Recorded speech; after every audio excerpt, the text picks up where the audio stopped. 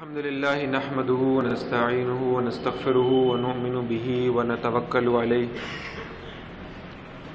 ونعوذ بالله من شرور أنفسنا ومن سيئات أعمالنا من يهده الله فلا مضل له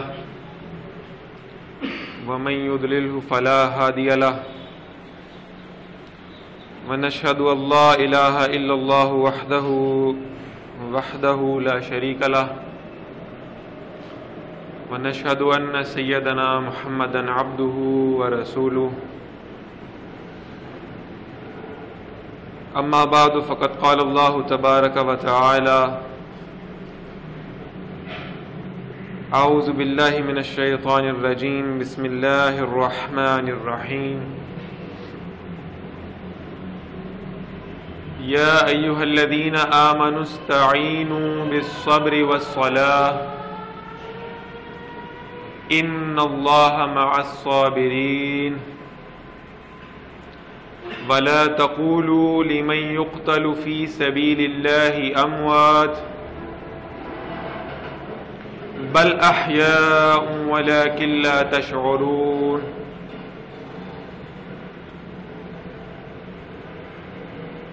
وقال الله تعالى وقل الحق من ربكم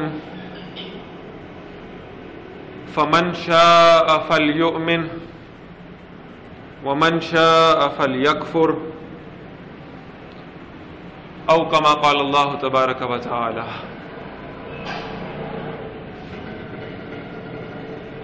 وقال النبي صلى الله عليه وسلم إذا رأيتم الذين يسبون أصحابي فقولوا لعنة الله على شركم أو كما قال النبي صلى الله عليه وسلم رب اشرح لي صدري ويسر لي أمري واحلل عقدة من لساني يفقهوا قولي اللهم ربنا ألهمنا رشدنا واعذنا من شرور أنفسنا اللهم أرنا الحق حقا وارزقنا اتباعه وأرنا الباطل باطلا وارزقنا اجتنابه آمین یا رب العالمین۔ حضرات محترم،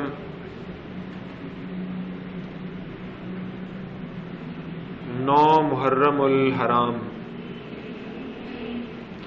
چند لمحے قبل شروع ہو چکی ہے،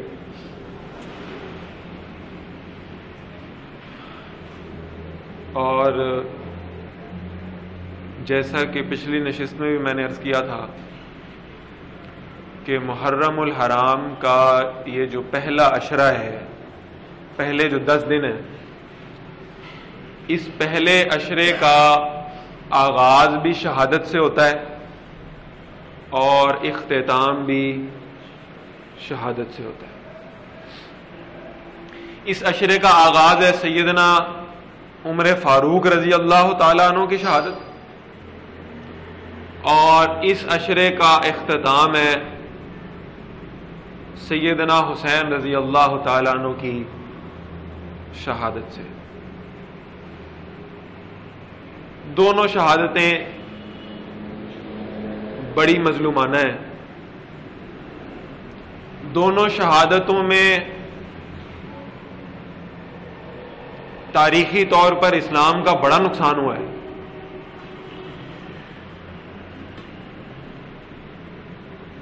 ایک شہادت اس کی ہے جو 22 لاکھ مربع میل کا فاتح ہے، اور ایک شہادت اس کی ہے جو نبی کریم صلی اللہ علیہ وسلم کا نواسہ ہے۔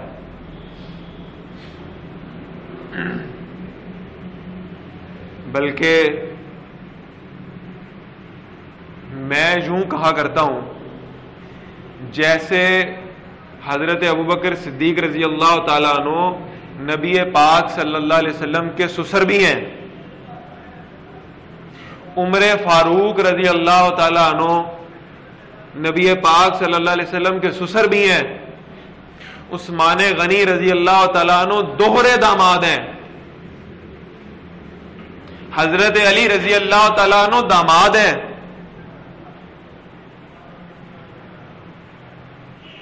لیکن یہ ساری نسبتیں اور ان کی فضیلتیں اور ان کا مقام اپنی جگہ پر، لیکن یہ جتنے نام میں نے لیے نا، ان کی اصل فضیلت ہے ان کے صحابی ہونے کی وجہ سے. کیوں جی یہ بات ٹھیک ہے؟ ان کی اصل فضیلت ہے ان کے صحابی ہونے کی وجہ سے، کیونکہ یہ مقام اور یہ مرتبہ زیادہ اونچا ہے. حضرت فاطمہ رضی اللہ تعالی عنہا جنت کی خواتین کی سردار، نبی پاک صلی اللہ علیہ وسلم کی بیٹی. اللہ کے نبی صلی اللہ علیہ وسلم فرماتے ہیں فاطمہ قیامت کے دن میں نے تمہارے کام کوئی نہیں آنا، میں تمہیں نہیں بچا سکوں گا، میرے ساتھ نسبت اور رشتہ داری شاید تمہیں نہ بچا سکے، لیکن ان کا صحابیہ ہونا وہ اس بات کا سرٹیفکیٹ ہے جہاں میرا رب کہتا ہے رضی اللہ عنہم ورضوا عنہ، اللہ ان سے راضی ہو گیا اور وہ اللہ سے راضی. اسی طرح حضرت حسین رضی اللہ تعالیٰ عنہ نواسہ رسول ہیں. یہ بڑی عظمت کی، بڑی مرتبے کی، بڑے مقام کی بات ہے، لیکن حضرت حسین رضی اللہ تعالیٰ عنہ صحابی رسول بھی ہیں.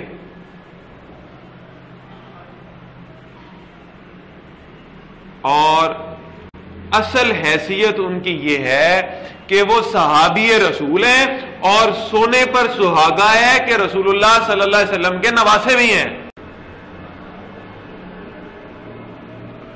ان کی شہادت کا یہ موقع ہے 10 محرم الحرام.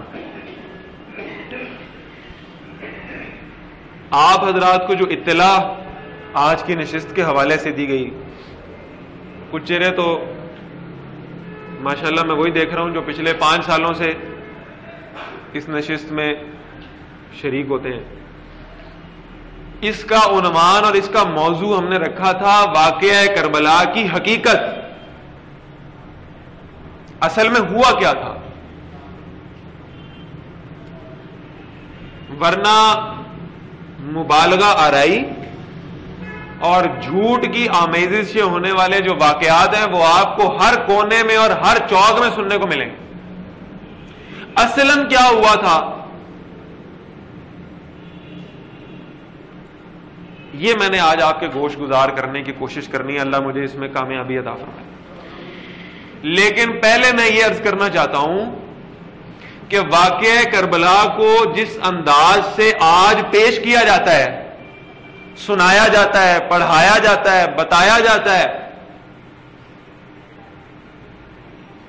کون سا انداز ہے کہ کسی طریقے سے سامعین کو، حاضرین کو، ناظرین کو جذباتی کیا جائے، ان کے دل میں جذبات کو ابھارا جائے، ان کی آنکھوں میں آنسو لائے جائیں، اور جو صاحب یہ کرنے میں کامیاب ہو جاتے ہیں گویا کہ ان ہی کی جو تقریر ہے، ان ہی کا جو ذکر ہے، ان ہی کا جو تذکرہ ہے وہ صحیح ہے، کامیاب ہے. لیکن واقعہ کربلا کو اس انداز میں پیش کرنے سے مسلمانوں کے اندر کچھ مغالطے اور کچھ غلط فہمیاں پیدا ہو رہی ہیں. وہ مغالطے کیا ہیں، وہ غلط فہمیاں کیا ہیں، ہمارے لیے اصل واقعہ کربلا کو سمجھنا کیوں ضروری ہے، اس پہ انشاءاللہ پہلے گفتگو کریں گے. کون کون سے مغالطے پیدا ہو رہے ہیں؟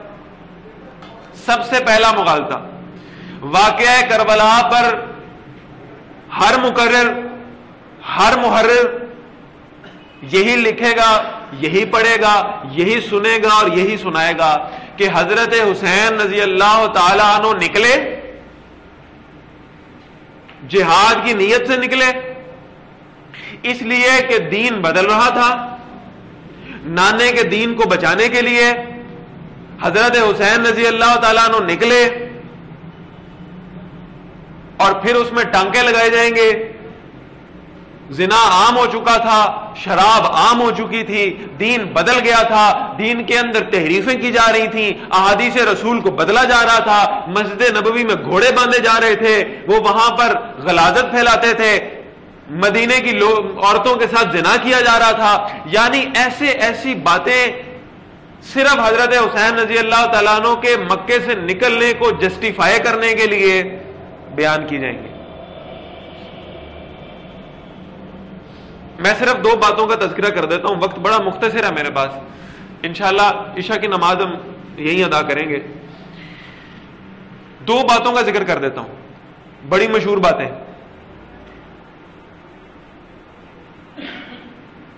یزید نے جی مسجد نبوی کے اندر گھوڑے بندھوا دیے، غلاظت پھیل گئی۔ آپ حضرات میرے ایک سوال کا جواب دیں، آپ کے محلے کی مسجد ہے جہاں آپ 5 وقت نماز پڑھتے ہیں، حکومت وقت اگر اعلانیہ طور پر وہاں آ کر جانور باندھے اور وہ وہاں پر گندگی اور غلاظت پھیلائیں تو کیا آپ یہ کرنے دیں گے؟ کیوں بھائی کوئی ہے جو کرنے دے گا؟ کم سے کم ایمان والا بھی، اس محلے کا رہنے والا وہ آدمی جس نے کبھی اس مسجد میں گھس کر نماز نہیں پڑھی، وہ بھی مسجد کے تقدس کو پامال نہیں ہونے دے گا۔ تو میرا سوال ہے، مسجد نبوی کے آس پاس اس محلے میں رہنے والے لوگ کون تھے؟ صحابہ تھے یا نہیں تھے؟ تو صحابہ کا ایمان آپ جتنا بھی نہیں تھا۔ آپ کا ایمان زیادہ ہوگا، صحابہ کا ایمان کم ہوگا جنہوں نے یہ سارا کام کر لینے دیا۔ زنا عام ہو گیا، کس کے ساتھ زنا ہو رہا ہے؟ کن عورتوں کے ساتھ؟ یہ عورتیں کسی صحابی کی والدہ ہیں، کسی کی بہن ہے، کسی کی بیٹی ہیں۔ یعنی بات کرنے سے پہلے، جملہ منہ سے نکالنے سے پہلے ہم یہ نہیں سوچتے کہ ہم کن لوگوں کے بارے میں بات کر رہے ہیں، یعنی بات کوئی اور کی جاتی ہے اور مقصد اس بات کے کرنے کا یہ ہوتا ہے کہ کسی نہ کسی انداز میں صحابہ کے مقام کو نیچے گرایا جائے۔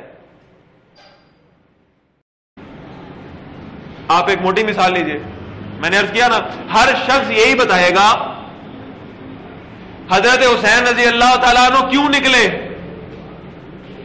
دین بدل گیا تھا، شریعت پامال ہو رہی تھی، نانے کے دین کو بچانے کے لیے حضرت حسین رضی اللہ تعالیٰ عنہ نکلے۔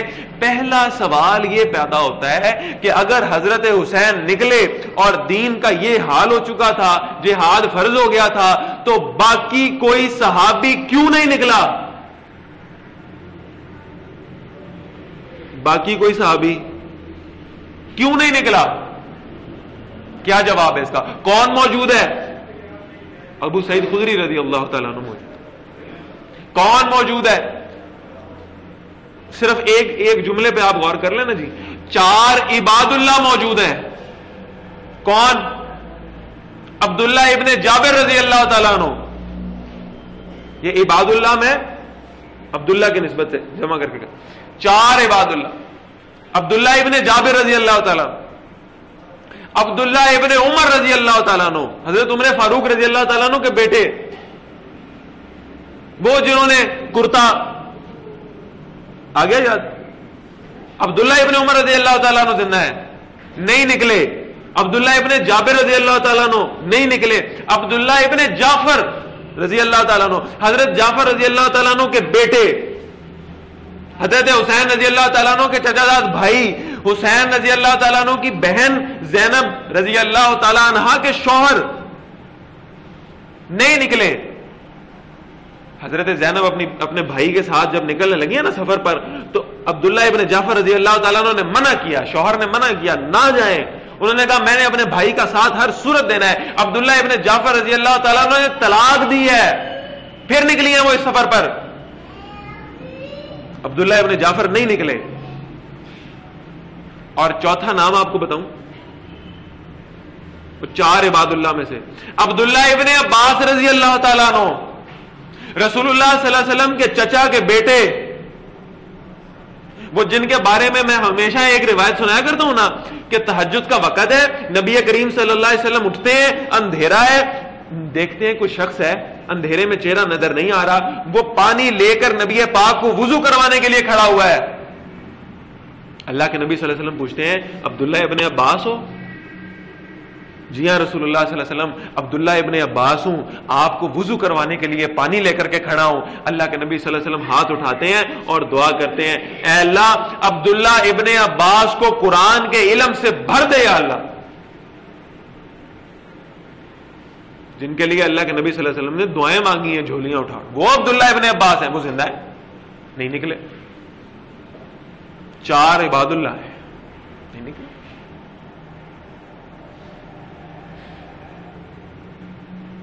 کئی جلیل القدر صحابہ موجود ہیں، نہیں نکلے۔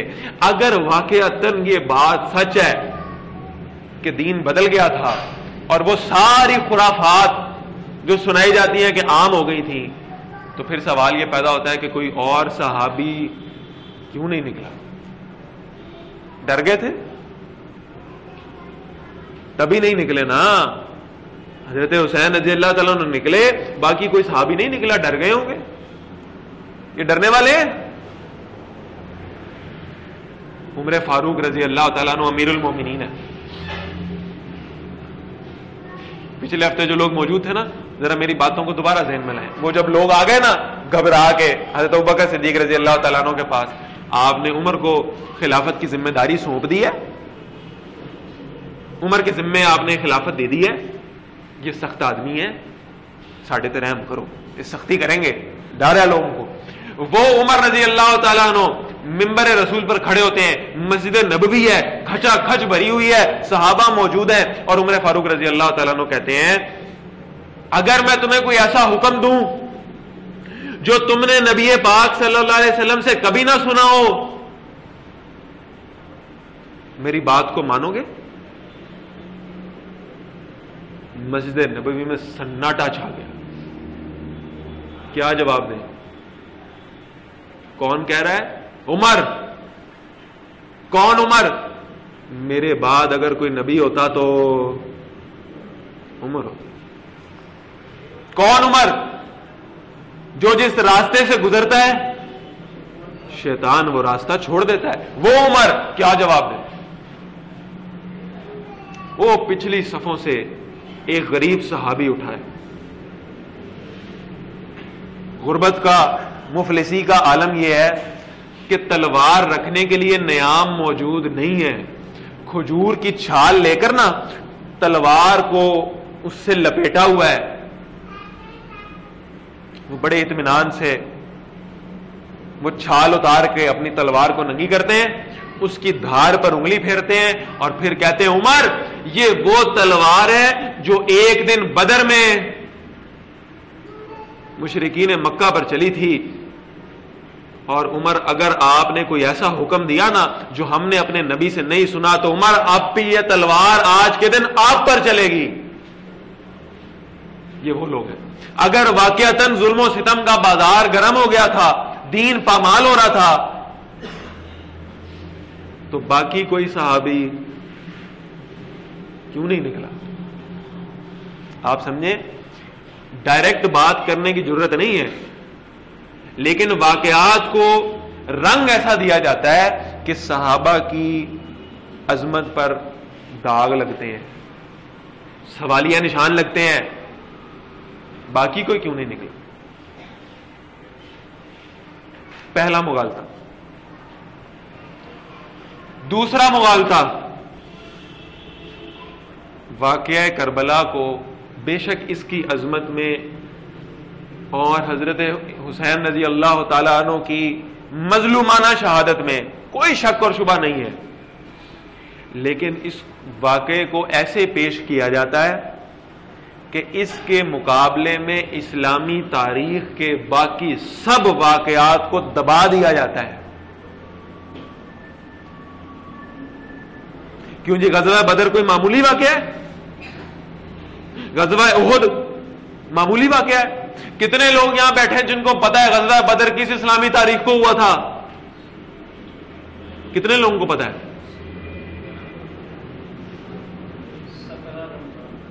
بس یہ 2-3 آوازیں آئی ہیں مجھے بھی. اور 10 محرم کو حضرت حسین رضی اللہ تعالیٰ عنہ کی شہادت ہے. کس کو نہیں پتا؟ دب گئے نا. غزوہ احد، فتح مکہ، اور پھر دوسری شہادتیں حضرت عمر فاروق رضی اللہ تعالیٰ عنہ. یکم محرم الحرام یوم شہادت ہے، نہیں پتا عوام کی اکثریت. 18 ذی الحج عثمان غنی رضی اللہ تعالیٰ عنہ، نہیں پتا. باقی واقعات کو دبایا گیا ہے.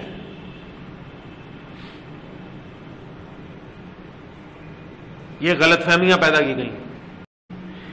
اور تیسرا اور سب سے بڑا مغالطہ، میں نے عرض کیا نا کہ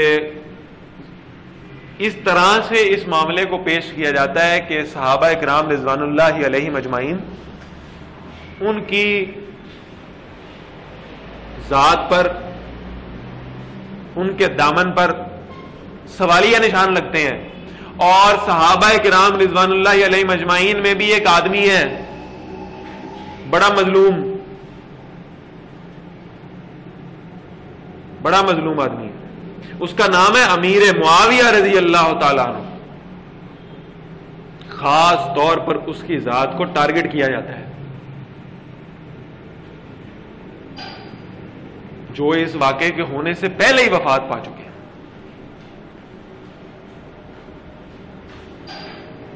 اور پھر اسی کو بنیاد بنا کر وہ لڑی چلائی جاتی ہے، اور وہ سارے لوگ جو واقعہ کربلا کے وقوع پذیر ہونے سے کئی سالوں پہلے وفات پا چکے ہیں، سب کو مورد الزام ٹھہرایا جاتا ہے. امیر معاویہ رضی اللہ تعالیٰ عنہ کو گالیاں دی جاتی ہیں، ان پر تبرہ کیا جاتا ہے. حضرت ابو سفیان رضی اللہ تعالیٰ عنہ کو گالیاں دی جاتی ہیں. کبھی انشاءاللہ پھر آپ سے بات کرنے کا موقع ملا نا جی تو حضرت امیر معاویہ رضی اللہ تعالیٰ عنہ کے حوالے سے گفتگو کریں گے. لیکن آج میرا موضوع چونکہ نہیں ہے تو صرف ایک بات کر کے آگے میں نے چلنا ہے. وہ ایک بات آپ ذہن نشین کر لیں، قیامت کی صبح تک کوئی شخص امیر معاویہ رضی اللہ تعالیٰ عنہ کے حوالے سے آپ کو بدگمان نہیں کر سکے گا. صرف ایک بات ذہن میں رکھ لیں. وہ کیا بات ہے؟ صرف فیصلہ یہ کر لیں امیر معاویہ صحابی تھا یا نہیں تھا، بس یہ فیصلہ کر لیں. اور ہر کوئی کہے گا کہ صحابی تھا. بریلوی بھی کہے گا صحابی، دیوبندی بھی کہے گا صحابی، اہل حدیث بھی کہے گا صحابی.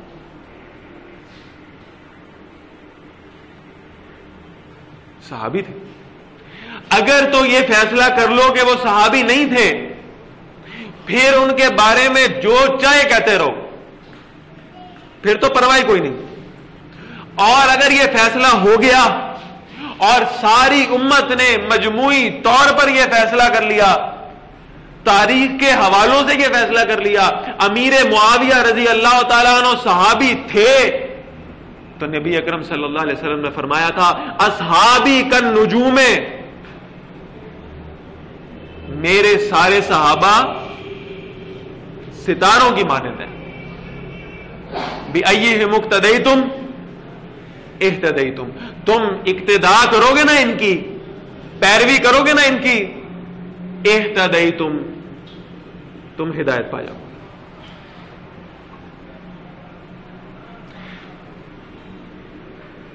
اب میں ایک جملہ کہنے لگا، سمجھنا آپ نے. ستارے اپنی پوری حقیقت کے ساتھ، اپنی پوری روشنی کے ساتھ آسمان پر موجود ہیں، لیکن اگر کسی ستارے کے سامنے کوئی کالا بادل آ جائے، پتہ نہیں آپ سمجھیں یا نہیں سمجھیں، اگر کسی ستارے کے سامنے کوئی کالا بادل آ جائے تو اس ستارے کی اہمیت میں کوئی کمی واقع ہو سکتی ہے؟ وہ ستارہ میری نظروں سے اوجھل ہو سکتا ہے، لیکن اس ستارے کی عظمت میں، اہمیت میں، شان میں، مقام میں، مرتبے میں ایک رتی برابر کا فرق نہیں آ سکتا۔ امیر معاویہ رضی اللہ تعالیٰ عنہ پر تبرہ کیا جاتا ہے، گالیاں دی جاتی ہیں، اور بڑے دکھ سے ایک بات کہنے لگا ہوں، کسی خاص گروہ کی بات نہیں کر رہا، خود اہل سنت کے اندر اب یہ معاملہ موجود ہے کہ جس طرح باقی صحابہ کا مقام و مرتبہ ہے، ویسے امیر معاویہ رضی اللہ تعالیٰ عنہ کے حوالے سے ہمارے ذہن کلیئر نہیں ہے کلیئر۔ ہم کہتے ہیں پتہ نہیں صحیح تھے یا غلط تھے، پتہ نہیں، جو کہا جاتا ہے وہ صحیح کہا جاتا ہے یا غلط کہا جاتا ہے، بڑا اختلاف ہے، چھوڑو جی ہم نے کیا کرنا ہے۔ کبھی آپ اپنے معاشرے میں، اپنے محلے میں گن لیں، معاشرہ تو بڑی دور، اپنے محلے میں گنے، لوگ اپنے بچوں کے نام ابو بکر بھی رکھتے ہیں، عمر بھی رکھتے ہیں، عثمان بھی رکھتے ہیں، علی بھی رکھتے ہیں، طلحہ بھی رکھتے ہیں، زبیر بھی رکھتے ہیں، حسن بھی رکھتے ہیں، حسین بھی رکھتے ہیں رضی اللہ تعالیٰ عنہم، ان سب کے ناموں پہ نام رکھے جاتے ہیں۔ کبھی دیکھنا اپنے محلے میں معاویہ نام رکھنے والے کتنے؟ ہمارے ذہن بھی کلیئر نہیں ہے۔ نبی کریم صلی اللہ علیہ وسلم اپنے حجرے میں داخل ہوتے ہیں، آپ صلی اللہ علیہ وسلم کی ایک بیوی ہیں، ام المومنین ہے، ام حبیبہ رضی اللہ تعالی عنہا، یہ حضرت ابو سفیان رضی اللہ تعالیٰ عنہ کی بیٹی ہیں، اور حضرت معاویہ رضی اللہ تعالیٰ عنہ کی بہن ہے۔ اللہ کے نبی صلی اللہ علیہ وسلم حجرے میں داخل ہوتے ہیں، حضرت معاویہ رضی اللہ تعالیٰ عنہ سو رہے ہیں، بہن پاس موجود ہے، وہ بڑی محبت سے ان کے بالوں میں انگلیاں پھیر رہی ہیں۔ جیسے ہی اللہ کے نبی صلی اللہ علیہ وسلم آتے ہیں، حضرت ام حبیبہ رضی اللہ تعالیٰ عنہ اٹھنے لگتی ہیں، آپ صلی اللہ علیہ وسلم کے لیے جگہ بنانے لگتی ہیں۔ اللہ کے نبی صلی اللہ علیہ وسلم پوچھتے ہیں، ام حبیبہ، اصل نام ہے رملہ، تمہیں معاویہ سے کتنی محبت ہے؟ وہ عرض کرتی ہیں، یا رسول اللہ صلی اللہ علیہ وسلم، جتنی ایک بہن کو اپنے بھائی سے شدید محبت ہو سکتی نا، اتنی مجھے معاویہ سے محبت ہے۔ تو میرے نبی صلی اللہ علیہ وسلم فرماتے ہیں، رملہ، اس ذات کی قسم جس کے قبضے میں محمد کی جان ہے، مجھے بھی معاویہ سے اتنی محبت ہے، بلکہ میں تو ایک قدم آگے چلا کرتا ہوں۔ یہ میں کھول کے بیٹھا ہوں نا جی، اس پہ ایمان رکھتے ہو سارے؟ اس کو مانتے ہو؟ مانتے ہو؟ کاتب وحی، وحی کو لکھنے والا معاویہ ہے، معاویہ کے دامن پر کیچڑ ڈالو گے تو اس قرآن پر ایمان نہیں رہ سکتا۔ اس قرآن کو لکھنے والا کون ہے؟ حضرت معاویہ رضی اللہ تعالی۔ تیسرا مغالطہ جو اس واقعے کے حوالے سے پیش کیا جاتا ہے، اب میں آپ کو ذرا تاریخ کے کچھ ورقوں میں لے کے جانا چاہتا ہوں، یہ واقعہ کربلا اصل میں ہوا کیسے تھا۔ اور اس سے پہلے میں قرآن مجید کی آیت سنا دوں، سورہ کہف ہے، آیت نمبر 29 ہے۔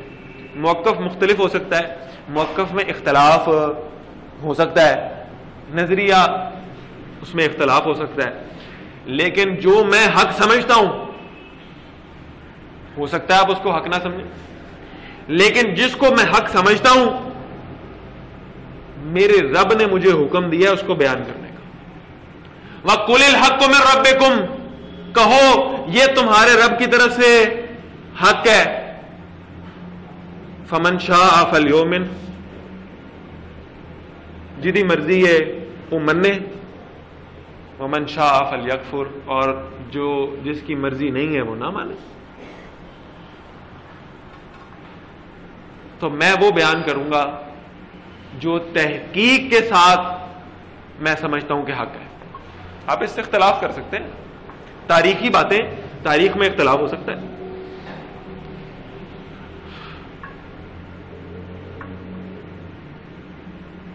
تھوڑا سا پیچھے جانا پڑے گا کربلا کے واقعے سے۔ پھر آپ کو اس کی حقیقت کا صحیح سمجھ آئے گا. اسلامی تاریخ میں ایک جنگ ہوئی ہے بڑی زبردست, اس کا نام ہے جنگ خیبر. آپ کو اس کی تفصیلات آپ کے علم میں ہوں گی. اس جنگ خیبر میں وہ خیبر کا قلعہ فتح نہیں ہو رہا. نبی کریم صلی اللہ علیہ وسلم فرماتے ہیں کل صبح میں پرچم ایک آدمی کے ہاتھ میں دوں گا, وہ آدمی اللہ اور اس کے رسول سے بڑی محبت کرتا ہوگا, اس آدمی سے اللہ اور اس کا رسول بھی بڑی محبت کرتے ہوں گے, وہ آدمی جنتی ہوگا. سارے صحابہ منتظر ہیں کون کمانڈر ان چیف بنتا ہے, کس کو یہ بشارتیں ملتی ہیں. اگلے دن صبح نبی پاک صلی اللہ علیہ وسلم اٹھتے ہیں تو کہتے ہیں کہاں ہے میرا بھائی علی رضی اللہ تعالی عنہ, حیدر کرار کہاں ہے؟ کسی کو امید نہیں تھی کہ حضرت علی کے ہاتھ میں علم دیا. کیوں؟ آنکھ خراب ہے, بیمار ہے, یہ تو انفٹ ہو گئے, لہذا ان کا چانس کم ہے. اللہ کے نبی صلی اللہ علیہ وسلم نے جب علم دینا تھا نا تو سب سے پہلے آواز دی ہے کس کو؟ حضرت علی رضی اللہ عنہ. ان جیسا بہادر, اللہ اور اس کے رسول صلی اللہ علیہ وسلم سے محبت رکھنے والا, بلاؤ علی. حضرت علی رضی اللہ تعالیٰ عنہ. نبی پاک صلی اللہ علیہ وسلم کا حکم ہے آپ قیادت کریں, خیبر کو فتح کریں. وہ کہتے ہیں یا رسول اللہ صلی اللہ علیہ وسلم میری تو آنکھ دکھ رہی ہے. اللہ کے نبی صلی اللہ علیہ وسلم, سارا واقعہ آپ کے ذہن میں آ گیا ہو, وہ لعاب دہن والا, وہ ہاتھ پھیرنے والا, آنکھ ٹھیک ہو گئی. حضرت علی رضی اللہ تعالیٰ عنہ نے خیبر کو فتح کیا. خیبر کا اگر کوئی ہیرو ہے نا, کسی کو آپ خیبر کا ہیرو قرار دینا چاہیں تو کون ہے؟ حضرت علی رضی اللہ تعالیٰ. خیبر کی فتح کا سہرا ان کے سر. خیبر میں فتح ہو گئی. اللہ کے نبی صلی اللہ علیہ وسلم ہتھیار اتار رہے ہیں, بڑی دیر ہو گئی ہے. صحابہ کو مدینہ میں اپنے گھر والوں کے ساتھ وقت گزارے ہوئے واپس آنا ہے, ہتھیار اتارے جا رہے ہیں. جبریل آ گئے. اللہ کے نبی صلی اللہ علیہ وسلم کیا کر رہے ہیں؟ آپ سے نے فرمایا جبریل ہتھیار اتار رہے ہیں. جبریل نے کہا اسی تو ہلے لائے ہی نہیں, ہم نے تو ہتھیار نہیں اتارے. کیوں؟ اللہ کی طرف سے حکم ہے. بنو قریظہ کے یہود, وہ جنہوں نے عہد شکنی کی ہے, ان کی خبر لینی ہے. اللہ کے نبی صلی اللہ علیہ وسلم چلیے. بنو قریظہ کے یہود کی خبر پتہ کیسے لی گئی تھی؟ وہ سارے مردوں کو باہر نکالا گیا اور سب مردوں کو ذبح کر دیا گیا. یہ اللہ کے رسول صلی اللہ علیہ وسلم سے عہد شکنی کے مرتکب ہیں, ان کی سزا ہے ان یہودیوں کی, ان کو قتل کیا جائے. ذبح کر دیا گیا سب کو, عورتوں اور بچوں کو چھوڑ دیا گیا, مردوں کو ذبح کر دیا گیا. وہ بچے اب دیکھ رہے ہیں ہمارے باپ کو, ہمارے بھائی کو ذبح کیا جا رہا ہے. کرنے والے کون ہیں؟ اللہ کے رسول ہیں صلی اللہ علیہ وسلم. کرنے والے کون ہیں؟ صحابہ ہیں رضوان اللہ علیہم اجمعین. اور کیوں کیا جا رہا ہے؟ اس لیے کیا جا رہا ہے کہ ہم سمجھ رہے تھے ہم عہد شکنی کریں گے مسلمان مٹ جائیں گے, مسلمان ختم ہو جائیں گے. ہم نے عہد شکنی کی اور ادھر حیدر کرار نے اٹھ کر خیبر کو فتح کر لیا. حضرت علی رضی اللہ تعالیٰ عنہ برے بن گئے ان کی نظروں میں. حضور صلی اللہ علیہ وسلم, صحابہ سب ساتھ ہیں. انہوں نے ہمارے بڑوں کو ذبح کیا ہے, چھریاں چلائی ہیں ان کی گردنوں پر. اب مائیں اپنے بچوں سے کہہ رہی ہیں پتر تو یتیم ہو گیا ہے تے تو بڑے ہو کے انتقام لینا جے. اب وہ بچے بڑے ہو رہے ہیں اور جب وہ بڑے ہوتے ہیں اللہ کے رسول صلی اللہ علیہ وسلم وفات پا چکے ہیں. وہ دیکھتے ہیں ان سے انتقام نہیں لیا جا سکتا، اس لیے یہ صحابہ اکٹھے ہیں، یہ دین پر ایک ہیں. جب تک ان کے اندر لڑائی نہیں ڈالو گے، جب تک ان کے اندر تفرقہ پیدا نہیں کرو گے، جب تک ان کو آپس میں لڑوایا نہیں جائے گا، ان کو آپس میں توڑو، یہ خود ایک دوسرے کو ختم کر سکتے ہیں، ورنہ یہودی میں اتنی طاقت نہیں ہے کہ مسلمان کو ختم کر سکے.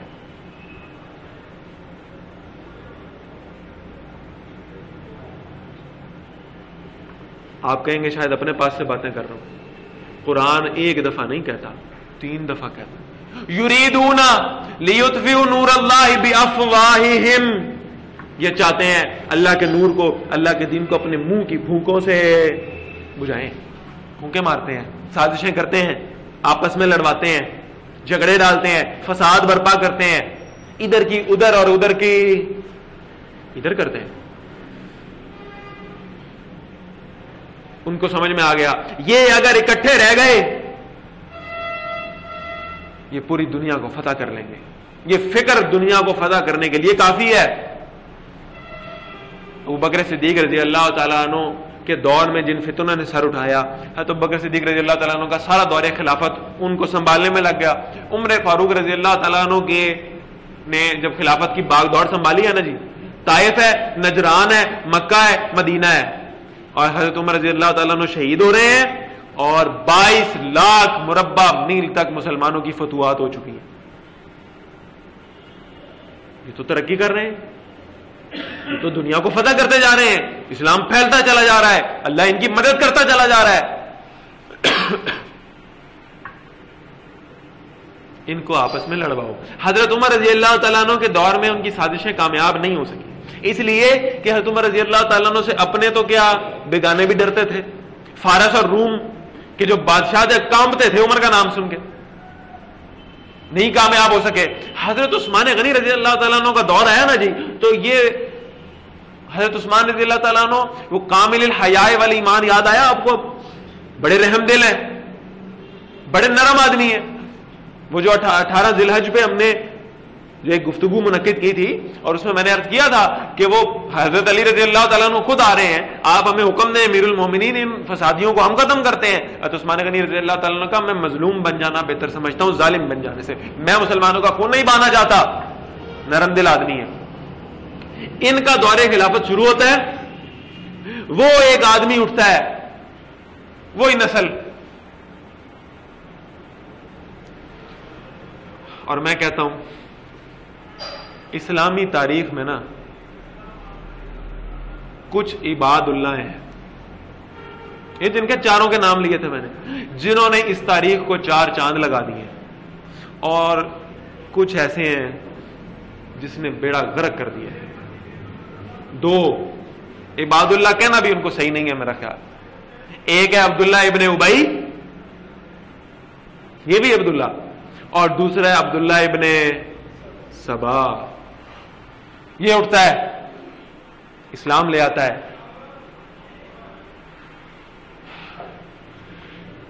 اور یہ میں نہیں کہہ رہا، فریق مخالف کی کتابیں اٹھائیے، اس میں یہ سارا واقعہ تحریر ہے کہ عبداللہ ابن سبا پہلے یہودی تھا، اسلام کا لبادہ اڑتا ہے، مدینہ آتا ہے، عثمان غنی رضی اللہ تعالیٰ عنہ کے پاس آ کر کہتا ہے میں اسلام لایا ہوں، اپنی قوم میں میں بڑا معزز سمجھا جاتا ہوں، مجھے سرکاری عہدہ دیجیے. تو اسلامی تاریخ میں تو معاملہ یہ رہا ہے کہ جو خود خواہش کرے عہدے کی، اس کا مطلب ہے شیطان اس کے ساتھ. حضرت عثمان غنی رضی اللہ تعالیٰ عنہ عہدہ نہیں دیتے، یہ بصرہ چلا جاتا ہے، لوگوں کو حضرت عثمان غنی رضی اللہ تعالیٰ عنہ کے خلاف بھڑکاتا ہے. اس کے ساتھ وہ گروہ ملتا ہے جو مظلومانہ طور پر حضرت عثمان غنی رضی اللہ تعالیٰ عنہ کو شہید کرنے والے لوگ ہیں.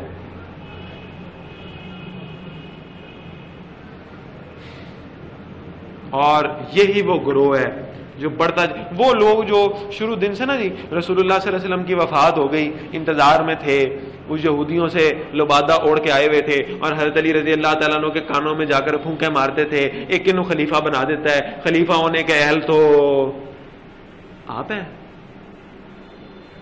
آپ کو ہونا چاہیے. آج بھی کہتے ہیں نا، کڑیاں ملتی جائیں گی، اشارے ملتے جائیں گے.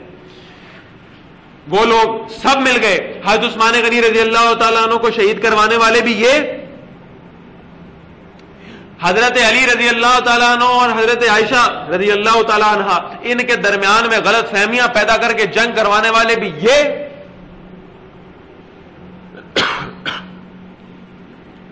اور کبھی ذرا تاریخ کو پڑھیے، کتنا نقصان ہوا ہے، کتنا نقصان ہوا ہے. یہ جو جنگیں ہوئی ہیں نا غلط فہمیوں پہ، میں صرف ایک مثال دے دوں. حضرت طلحہ رضی اللہ تعالیٰ عنہ یکے از عشرہ مبشرہ کون ہے؟ وہ جو جنگ احد میں جب نبی پاک صلی اللہ علیہ وسلم پر تیر چلتے ہیں نا جی، تو وہ اپنے ہاتھوں پر تیر کو روکتے ہیں، اپنے ہاتھوں پر تیر کھا لیتے ہیں، نبی پاک تک نہیں پہنچنے دیتے. وہ طلحہ عشرہ مبشرہ میں شامل. وہ طلحہ جب احد میں نبی پاک صلی اللہ علیہ وسلم نے وہ پہاڑی چڑھنی ہے، اوپر کی طرف جانا ہے، اور کیسے چڑھیں؟ طلحہ اوپر کیسے جائیں؟ اور طلحہ نیچے جھک کر کہتا ہے طلحہ کی کمر نبی پاک کی سواری کے لیے حاضر ہے. وہ طلحہ جب اس جنگ میں شہید ہوتے ہیں نا، حضرت عائشہ رضی اللہ تعالیٰ عنہ کی طرف تھے، شہید ہوئے. حضرت علی رضی اللہ تعالیٰ عنہ کو پتہ لگا، حضرت علی رضی اللہ تعالیٰ عنہ آئے. ان کا وہ ہاتھ جو جنگ احد میں تیر کھاتا رہا ہے نا، وہ ہاتھ اٹھایا، کہا یہ ہاتھ بڑا بابرکت تھا، یہ آدمی بڑا بابرکت تھا، یہ اس جنگ میں کام آ گیا. کتنا نقصان ہوا ہے مسلمانوں کو، غلط فہمیاں، جھوٹ، سازش. یہی وہ لوگ ہیں جو پھر یہاں سے چلتے ہیں اور حضرت علی رضی اللہ تعالیٰ عنہ کے دور میں ان کو مجبور کرتے ہیں کہ آپ امیر معاویہ رضی اللہ تعالیٰ عنہ سے جنگ کریں. حضرت علی رضی اللہ تعالیٰ عنہ جنگ نہیں کرتے، صلح کرتے ہیں.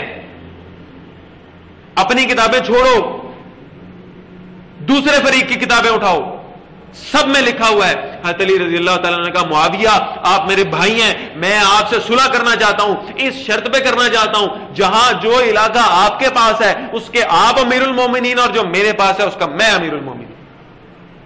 صلح ہو گئی. حضرت علی رضی اللہ تعالیٰ عنہ وفات پا گئے. حضرت حسن رضی اللہ تعالیٰ عنہ، ایک لفظ میں اگر ان کی شخصیت کو بیان کرنا چاہوں نا جی، تو تدبر کا شاہکار تھا حسن. نبی پاک صلی اللہ علیہ وسلم نے فرمایا تھا، وہ جب حضرت حسن رضی اللہ تعالیٰ عنہ آئے نا مسجد میں، اٹھایا، یہاں پہ بٹھا لیا، ممبر پر بیٹھ گئے. نبی پاک صلی اللہ علیہ وسلم نے فرمایا یہ میرا بیٹا حسن، یہ سردار ہے، اور یہ مسلمانوں کے دو گروہوں کے درمیان صلح کروائے گا. وہ حضرت حسن رضی اللہ تعالیٰ عنہ منصب خلافت پر بیٹھتے ہیں. حضرت معاویہ رضی اللہ تعالیٰ عنہ کے خلاف ان کو بھی بھڑکایا جاتا ہے، آپ معاویہ سے جنگ کریں. حضرت حسین رضی اللہ تعالیٰ، حضرت حسن رضی اللہ تعالیٰ عنہ فرماتے ہیں یہ میدان ہے، یہ بلہ ہے، یہ گیند ہے، یہ تلوار ہے، یہ دشمن ہے، چلو آگے لگو، مقابلہ کرتے ہیں. اور حضرت حسن رضی اللہ تعالیٰ عنہ کے جو جاسوس ہیں نا جی، وہ آ کر ان کو بتاتے ہیں کہ یہ جو آپ کو کہہ رہے ہیں نا معاویہ کے ساتھ جنگ کرنے کے لیے چلتے ہیں، یہ معاویہ کے پاس جا کر کہتے ہیں حسن نو زندہ گرفتار کرا دیے تو کی لبے گا. ہاں جی، حسن رضی اللہ تعالیٰ عنہ کو اندازہ تھا یہ فسادی ہیں، فتنہ پیدا کرنا چاہتے ہیں. حضرت حسن رضی اللہ تعالیٰ عنہ نے خط لکھا امیر معاویہ کو رضی اللہ تعالیٰ عنہ، میں آپ سے صلح کرنا چاہتا ہوں. امیر معاویہ رضی اللہ تعالیٰ عنہ نے پوچھا حسن کن شرائط پر؟ ایک بلینک پیپر، مثال دوں، وہ آپ آج کل نہیں استعمال کرتے، وہ بلینک چیک کہتے ہیں نا اس کو، اس پہ سائن کر کے کوئی آپ کو دے دے یار جتنے مرضی پیسے لکھ لو اس میں. بلینک پیپر، خالی صفحہ، اس پر مور لگائی، دستخط کیے، بھیج دیا.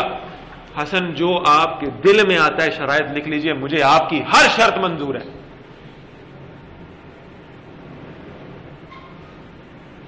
اور اب گفتگو میری بڑی لمبی ہوتی جا رہی ہے، مجھے کربلا کی طرف آنا ہے، لیکن یہ بات بیان کیے بغیر گزر جاؤں تو زیادتی ہوگی. حضرت حسن رضی اللہ تعالیٰ عنہ، میری کتابیں نہیں، ان کی کتابیں اٹھاؤ.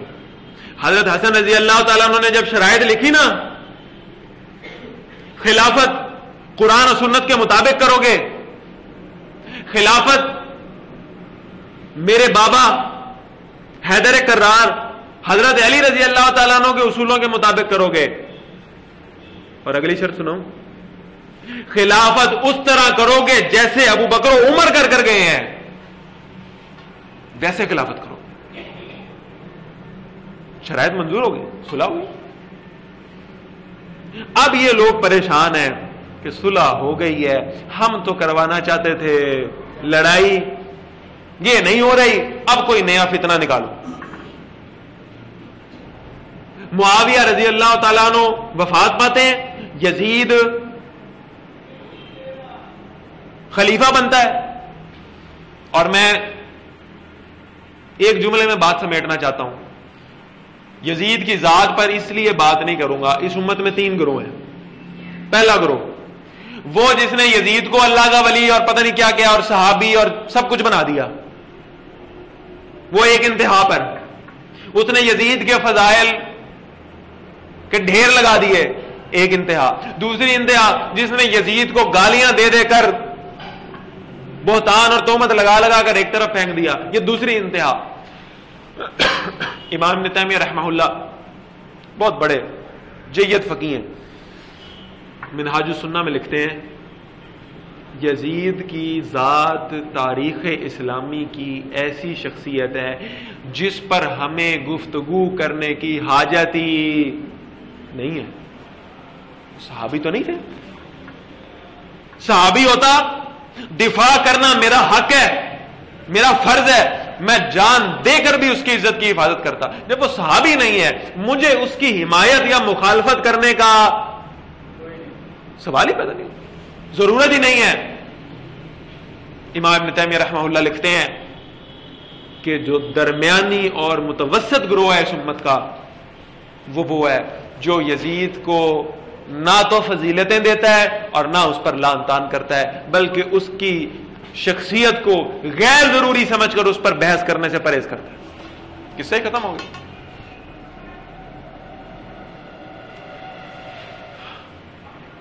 اب جب یزید خلیفہ بن گیا، وہی جو گروہ بیٹھا ہوا ہے فتنہ پھیلانے والا، کوفہ میں اکٹھے ہے، نیا فتنہ پھیلاتے ہیں. انہوں نے حضرت حسین رضی اللہ تعالیٰ عنہ کو خط لکھنے شروع کیے. ہم پہ بڑا ظلم ہو رہا ہے، مصائب کے پہاڑ توڑے جا رہے ہیں. وہ جتنی کہانیاں ابھی شروع میں نے آپ کو سنائی نا، یہ سب ہو رہا ہے کوفہ میں، اور کہیں نہیں ہو رہا، کوفہ میں ہو رہا ہے. ہم مصیبتوں میں گھرے ہوئے ہیں، ہم بڑے پریشان ہیں، ہم بڑی مشکلات کا شکار ہیں. آپ ہماری مدد کرنے کے لیے آئیں، ہم آپ کے ہاتھ پر بیعت کرنے کے لیے تیار ہیں. اگر آپ نہ آئے، قیامت کے دن آپ کے نانا نبی پاک صلی اللہ علیہ وسلم کو آپ کی شکایت لگائیں گے. ہم مصائب کا شکار تھے، امت کی رہنمائی کرنے کے لیے آپ کا نواسہ نہیں آیا تھا، آپ ہمارے پاس آئے. خطوط لکھے. حضرت حسین رضی اللہ تعالیٰ عنہ نے مدینے سے مکے کا سفر کیا، مکے سے کوفہ جانے کا قصد کیا. روکنے والے سارے ہیں.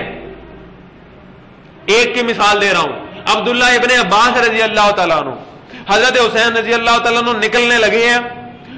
حالت یہ ہے قافلے کی، کیوں بھئی کوئی جنگ کے لیے جاتا ہے تو عورتوں اور بچوں کو ساتھ لے کے جاتا ہے جی؟ کوئی جنگ کے لیے جاتا ہے تو 72 لوگوں کو ساتھ لے کے جاتا ہے. کوئی جنگ کے لیے جاتا ہے تو بغیر جنگی ساز و سامان کے ساتھ جاتا ہے، تیاری کر کے جاتا ہے، لشکر بنا کر جاتا ہے. یہ 72 اس میں بھی خواتین اور بچے موجود ہیں، ان کو ساتھ لے کر کون سی جنگ کے لیے حضرت حسین رضی اللہ تعالیٰ عنہ. ارادہ یہ تھا کوفہ پہنچیں گے، وہاں کے لوگوں کی باتیں سنیں گے، ان کے موقف کو سنیں گے، پھر فیصلہ کریں گے ہم نے کیا کرنا ہے. اس ارادے سے نکل رہے ہیں.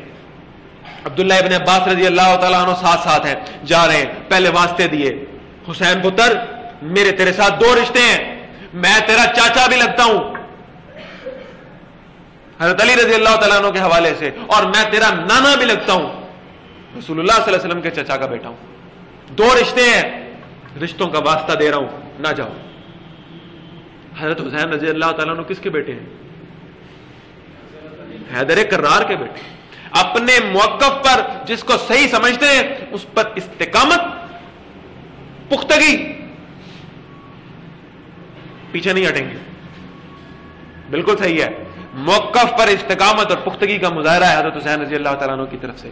عبداللہ ابن عباس رضی اللہ تعالیٰ عنہ کہتے ہیں، بڑا پیارا جملہ ہے، سارے واقعہ کربلا کو سمجھنے کے لیے ایک جملہ کافی ہے۔ وہ کہتے ہیں الکوفی لا یوفی،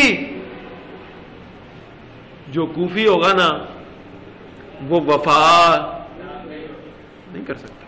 اس کو وفا کا، وہ جو کسی شاعر نے کہا تھا نا، تمہیں ان سے وفا کی ہے امید جو یہ نہیں جانتے وفا کیا ہے۔ یہ وفادار نہیں، دھوکے باز ہیں یہ۔ اور آخر پہ چلتے ہوئے حضرت عبداللہ ابن عباس رضی اللہ تعالیٰ عنہ نے داڑھی پکڑی حضرت حسین رضی اللہ تعالیٰ عنہ کی اور کہنے لگے، حسین پتر، میں تیری داڑھی کو خون سے بھیگا ہوا دیکھتا ہوں، میں تیری داڑھی کو خون سے تر دیکھتا ہوں۔ حسین رضی اللہ تعالیٰ عنہ اپنے موقف پر استقامت کے ساتھ قائم ہے، اور مرد مومن کا شیوا ہے استقامت پر قائم رہنا۔ یہ میری بات، اس جملے کو آپ نے ذہن میں رکھنا ہے، آگے یہ جا کے آپ کو جملہ بڑا کام آئے گا انشاءاللہ۔ اپنے موقف پر استقامت سے قائم ہے، قافلہ نکلتا ہے، راستے میں لشکر ملتا ہے، اس لشکر کا سپہ سالار ہے ابن سعد، جس کو بوریاں بھر بھر کے گالیاں دیتے ہو نا۔ یہ کون ابن سعد ہے؟ اس کا پورا نام بھی پتہ ہے کسی کو؟ ابن سعد کا تو مطلب ہے سعد کا بیٹا، پورا نام کیا ہے؟ اس کا نام ہے عمر، عمر ابن سعد بن ابی وقاص رضی اللہ تعالیٰ عنہ۔ سعد بن ابی وقاص، ایران کو فتح کرنے والا، سعد بن ابی وقاص روم کو فتح کرنے والا، سعد بن ابی وقاص رضی اللہ تعالیٰ عنہ، وہ صحابی جو احد میں میرے نبی صلی اللہ علیہ وسلم کے ساتھ کھڑے ہوئے، اللہ کے نبی صلی اللہ علیہ وسلم تیر نکالتے ہیں، کمان سعد کے ہاتھوں میں ہے، اور اللہ کے نبی صلی اللہ علیہ وسلم فرماتے ہیں، سعد یہ لو تیر اور چلاؤ دشمنوں پر، فدا کا ابی و امی۔ ساری دنیا کہتی ہے یا رسول اللہ صلی اللہ علیہ وسلم فدا کا ابی و امی، ہمارے ماں باپ آپ پر قربان، اور محمد رسول اللہ صلی اللہ علیہ وسلم کہہ رہے ہیں سعد محمد کے ماں باپ تجھ پر قربان۔ وہ سعد بن ابی وقاص، اس کا بیٹا ہے عمر، جس کو گالیاں دیتے ہو، عمر ابن سعد بن ابی وقاص۔ وہ سپہ سالار، دیکھا نواسے رسول جا رہے ہیں، خاندان ساتھ، پوچھا حسین کہاں جا رہے ہیں رضی اللہ تعالیٰ عنہ، کہاں جا رہے ہیں؟ خطائیں، مصائب کی، مظالم کی داستانیں ملی ہیں، اور ساتھ دینے کی یقین دہانیاں ملی ہیں۔ کہاں سے؟ کوفہ سے۔ ذرا مینوں بھی تو دسو کس نے خط لکھے ہیں؟ حضرت حسین رضی اللہ تعالیٰ عنہ نے بورا الٹ دیا، 20,000 خطوط ان لوگوں نے خط لکھے ہیں۔ ابن سعد نے پوچھا، وہ جو فلاں سردار ہے کوفے کا، اس نے بھی خط لکھا ہے؟ حضرت حسین نے کہا اس نے خط لکھا ہے، یہ دیکھو۔ ابن سعد نے کہا وہ میرے لشکر میں کھڑا ہے، وہ تو میرے ساتھ ہے، وہ تو یزید کے لشکر میں ہے، فلاں نے بھی لکھا ہے، یہ اس کا خط ہے، وہ بھی میرے ساتھ کھڑا ہے، فلاں کا بھی ہے وہ بھی ادھر کھڑا ہے، فلاں کا وہ بھی ادھر کھڑا ہے۔ حضرت حسین رضی اللہ تعالیٰ نے پوچھا یہ تمہاری لکھائی نہیں ہے؟ یہ تمہارا خط نہیں ہے؟ اور میں ذرا اپنے انداز سے کہتا ہوتا ہوں کہ انہوں نے آگے سے پتہ کیا جواب دیا ہوگا؟ انہوں نے کہا ہوگا پنج تن پاک دی قسم یہ ساڈا کوئی نہیں ہے۔ وہی نسل ہے نا ساری، ہمارے نہیں ہے۔ حضرت حسین رضی اللہ تعالیٰ عنہ، یہ جتنی باتیں کر رہا ہوں اپنی کتابوں سے نہیں کر رہا، دوسروں کی کتابوں سے کر رہا ہوں۔ حضرت حسین رضی اللہ تعالیٰ عنہ اس وقت سمجھ آئی کہ کوفہ والوں نے دھوکہ دے دیا ہے، تو دغاباز ہے. اور ساتھ ہی خبر آ گئی کہ جس مسلم بن عقیل کو بھیجا تھا سفیر بنا کر کوفہ کے حالات کی خبر لے کر آؤ، اس کو تو کوفہ والوں نے شہید کر دیا ہے. وہ لوگ، اللہ اکبر، ایک بات ذہن میں آگے بیٹھے بیٹھے، ایک سفیر کے قتل کی افواہ اڑی تھی کچھ عرصہ پہلے، واقعہ سنایا آپ، یاد آیا؟ ہاں، سفیر کے قتل کی افواہ اڑتی ہے. نبی کریم صلی اللہ علیہ وسلم نے پہلے فرمایا تھا ہم جنگ کرنے کے لیے نہیں آئے، ہم تو بیت اللہ کے طواف کے لیے آئے ہیں. پتہ لگا میرے سفیر کو قتل کر دیا ہے، نبی پاک صلی اللہ علیہ وسلم نے بیعت لی ہم بدلہ لے کر کے جائیں گے. یہ دغاباز ہیں، انہوں نے میرے سفیر کو قتل کیا ہے. اور نواسہ رسول، پتہ چل گیا نا کہ سفیر قتل کر ہو گیا، شہید ہو گیا. اب بھی کوفہ والوں پر اعتماد رہنا تھا، اب پتہ چل گیا دھوکہ ہوا. اب آؤں گا میں اس بات پر جو آپ کو ساری کہانی سمجھا دے گی. حضرت حسین رضی اللہ تعالیٰ نے ابن سعد کے سامنے 3 آپشن رکھے. ہر مسلک، ہر مذہب کا آدمی یہ 9 اور 10 محرم کو بیٹھ کر آپ کو یہ تینوں آپشن سنائے گا، کسی کو اختلاف نہیں ہے. پہلا آپشن، کبھی غور کیا یہ سنا رہا ہے تو کیا سنا رہا ہے، اس کا مطلب کیا نکلتا ہے؟ پہلا آپشن، مجھے واپس جانے دو.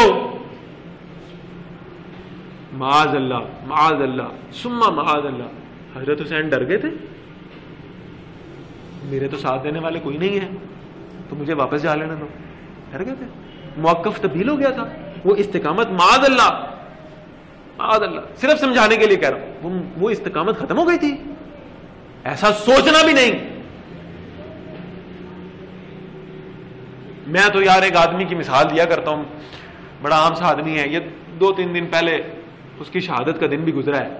اس کا نام ہے غازی علم الدین. علامہ اقبال نے قائد اعظم سے درخواست کی اس کا مقدمہ لڑیں جی، اس کو بچائیں.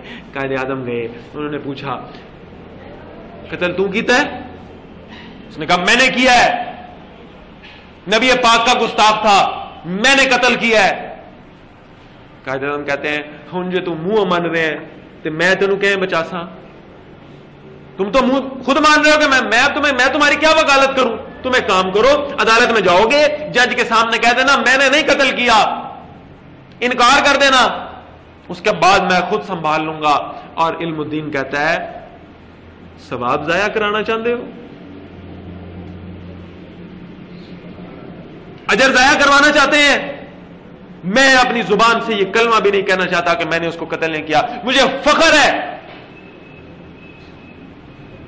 میں نے نبی پاک کے گستاخ کو جہنم رسید کیا ہے. میں نہیں کہوں گا پھانسی لگ جاؤں گا، نہیں کہوں گا، موقف نہیں بدلوں گا. کوئی سوچ سکتا ہے؟ حضرت حسین رضی اللہ تعالیٰ عنہ نے موقف بدل لیا، پیچھے مڑنے کا سوچ لیا. کوئی سوچ بھی سکتا ہے؟ موقف نہیں بدلا. اگر ان واقعات پر جاؤ گے، اگر واقعہ کربلا کو اس طرح سے سمجھو گے جس طرح سنایا جاتا ہے، حضرت حسین رضی اللہ تعالیٰ عنہ کی شان کم ہوتی ہے. واپس جانے کا کیوں پوچھا؟ میرا موقف مانو نا.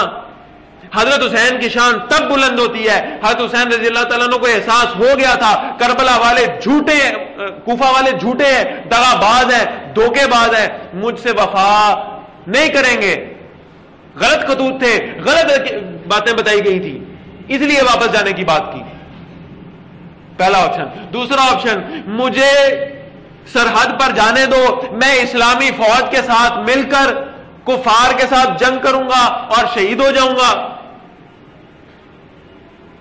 کون سی اسلامی فوج؟ جس کا امیر کون ہے؟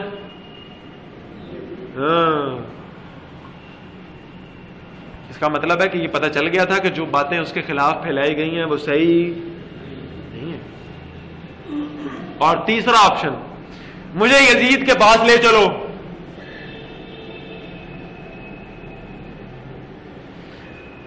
اتنا ہی سنائیں گے سب. آج سے نا چند سال پہلے ایک عالم دین تھے لاہور کے، ان کا نام تھا علامہ سعید الرحمن علوی. انہوں نے خبریں اخبار میں وہ تیسری شرط پوری لکھ دی محرم کے مہینے میں.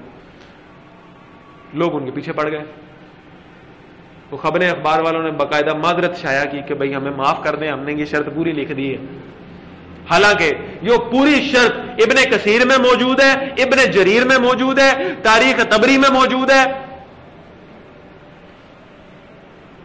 کچھ اور نام لوں، رجال کشی میں موجود ہے، میری کتاب نہیں ہے. حیات القلوب میں موجود ہے، وہ بھی میری کتاب نہیں.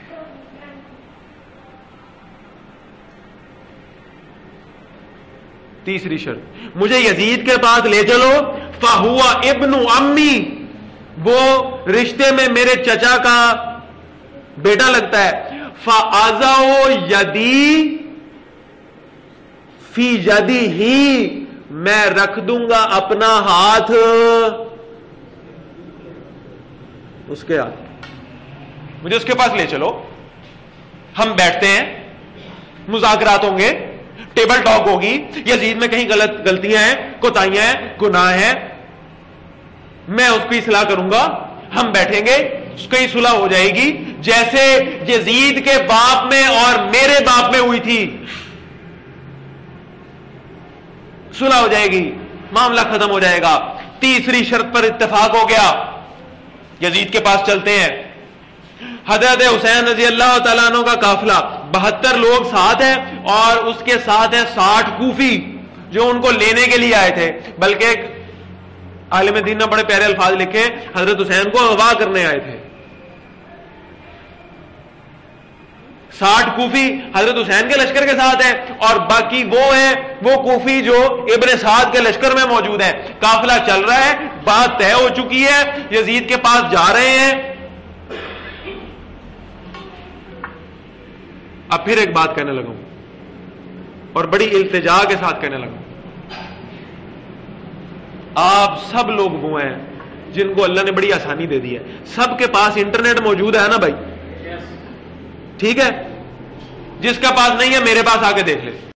میں آج وہ نقشہ اپنے ساتھ لے کر آیا ہوں. مکہ سے کوفہ جاؤ، کربلا راستے میں نہیں آتا. کربلا سے دمشق کی طرف جاؤ، کوفہ سے دمشق کی طرف جاؤ، کربلا پھر راستے میں آتا ہے.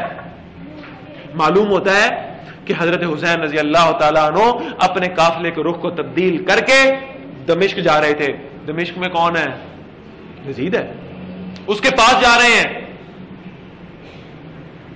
قافلے کا رخ تبدیل، آپ نکالیں نقشہ، نکالیں دنیا کا، دیکھیں اس کے اندر مکہ سے کوفہ کے راستے میں کربلا نہیں آتا. کوفہ سے آگے نکل کر کوفہ اور دمشق کے درمیان میں کربلا آتا ہے. معلوم ہوتا ہے دمشق کی طرف سفر ہے. اب دونوں قافلے ساتھ ساتھ جا رہے ہیں، منزل دمشق ہے، یزید کے پاس پہنچنا ہے. وہاں پہنچ کر اگلی بات طے ہوگی کہ کیا کرنا ہے اور کیا نہیں کرنا. اور وہ جو کوفی بیٹھے ہوئے نا بیچ میں، ان کو پتا ہے کہ ہمارے سارے کے سارے خط پاس ہے. ہاں، اگر حضرت حسین رضی اللہ تعالیٰ عنہ یزید کے دربار میں پہنچ گئے، حقیقت بتا دی، خط دکھا دیے، تو یزید ہمیں نہیں چھوڑے گا، ہمارے سر قلم ہو جائیں گے، ہم غدار ٹھہریں گے، باغی ٹھہریں گے، حسین بچ جائیں گے. لہذا حسین کو اور ان خطوط کو یزید کے دربار میں پہنچنے سے پہلے پہلے ختم کر دو. لشکر پہنچا ہے، کربلا کی وادی ہے. 2 باتیں کروں گا، انشاءاللہ بات آپ کو سمجھ میں آ جائے گی. کوئی پلان کی بھی جنگ نہیں تھی. پہلی بات، پلان کی بھی جنگ ہوتی تو ننھے علی اصغر کو شہید کرنے والے 18 سال کے زین العابدین کو کیوں چھوڑ کر گئے؟ وہ ننھا سا علی اصغر ان کا کیا بگاڑتا؟ زین العابدین جوان ہے، واقعے کو دیکھ رہا ہے، لوگوں کو بتا سکتا ہے، اور بتایا. آگے اس بات پر بھی آؤں گا. لوگوں کو بتایا. اس نوجوان زین العابدین کو چھوڑنے کا کیا مقصد ہے؟ گویا کہ محسوس یہ ہوتا ہے افراتفری پھیلائی گئی، جو سامنے آیا اس کو کاٹتے چلے گئے، اس کو ختم کر دیا. زین العابدین کو اللہ نے بچا لیا. ایک بات. دوسری بات، یہ جو لوگ آئے تھے نا ہماری گفتگو میں جو تشریف لائے تھے، جو حضرت عثمان غنی رضی اللہ تعالیٰ عنہ کے یوم شہادت کے حوالے سے میں نے کی تھی، اس میں آپ کو ایک یاد ہوگا میں نے کوئی 10 دفعہ زور دیا تھا ایک لفظ کے اوپر، اور وہ لفظ کیا تھا کہ اگر کربلا میں پانی بند ہوا تو ساری روایتوں کے مطابق کتنے دن؟ 3 دن. عثمان غنی رضی اللہ تعالیٰ عنہ کا پانی کتنے دن بند ہوا تھا؟ 40 دن. اور میں نے اگر کی رٹ لگائی تھی اس دن کہ اگر کربلا میں پانی بند ہوا، ایسے ہی ہے. اور میں نے کہا تھا اس اگر کا جواب دوں گا آپ کو محرم میں. اب وہ جواب دینے لگا. کل 7 محرم تھی، کیوں جی جلوس نکلے کس چیز کے؟ قاسم کی مہندی کے جلوس نکلے یا نہیں نکلے؟ کس تاریخ کو مہندی تھی؟ 7 کو. ماشاءاللہ سارے متفق ہیں. Very good. ابھی مجھے صرف اپنے 2 احباب نظر آ رہے ہیں، ویسے تو بڑی عام بات ہے لیکن ان سے آپ گواہی بھی لے سکتے ہیں. یہ حکیم صاحب بیٹھے ہوئے ہیں، یہ عیسیٰ صاحب بیٹھے ہوئے ہیں. کیوں جی آپ دونوں حضرات مہندی استعمال کرتے ہیں؟ کرتے ہیں.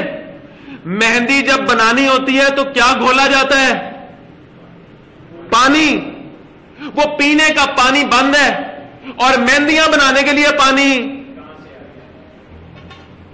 انا للہ و انا الیہ راجعون. کم از کم وہ 2 باتیں کریں جو آپس میں تو ملتی ہوں. بات وہ کرتے ہیں جن کا آپس میں پینے کے لیے پانی بند ہے، بوند بوند کو ترس رہے، مہندیاں کرنے کے لیے پانی مل گیا.